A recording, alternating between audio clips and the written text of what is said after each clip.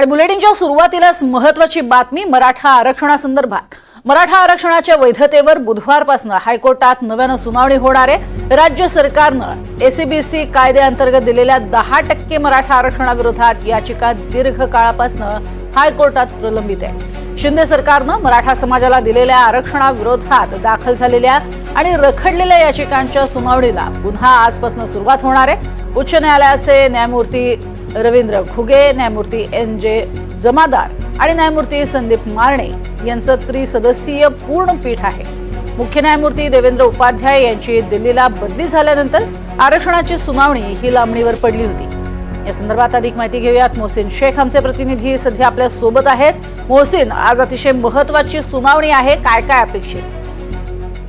नक्कीच आपण जर बघितलं तर मनोज जरांगे यांनी जेव्हा आंदोलन सुरू केलं तेव्हा महाराष्ट्रात पुन्हा एकदा मराठा आरक्षणाचा मुद्दा जो आहे तर समोर आला होता आणि ज्या पद्धतीने आंदोलनाला प्रतिसाद मिळत होता त्यानंतर तात्काळ सरकारने या सगळ्या गोष्टींवर लक्ष करत या राज्यातील सामाजिक आणि शैक्षणिक दृष्ट्या मागास ठरवत मराठा समाजाला 10% आरक्षण दिलं होतं।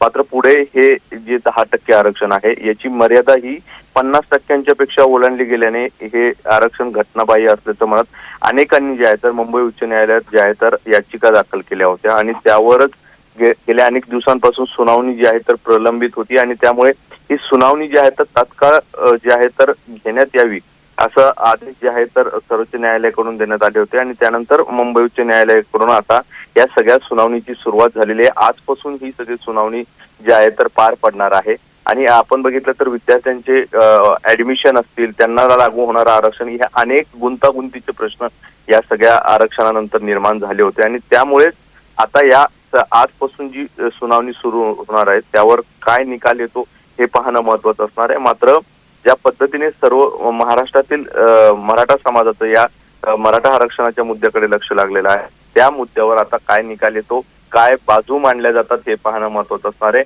विशेष म्हणजे 50% अधिक मर्यादा ओलांडली गेलेली आहे आणि त्यामुळे हा जो 10% आरक्षण आहे जो फडणवीस सरकारने दिलेला आहे तो न्यायालय कायम ठेवतो की यात आणखी काय बदल केला जातो की पुन्हा एकदा मराठा आरक्षण रद्द होतं हे पाहणं महत्वाचं असणार आहे। मात्र या सगळ्या आरक्षणाच्या घडामोडीला आजपासून वेग येणार आहे कारण यावर आजपासून सुनावणी सुरू होत आहे। नक्कीच, तुर्तास धन्यवाद या संपूर्ण माहितीसाठी मोहसिन।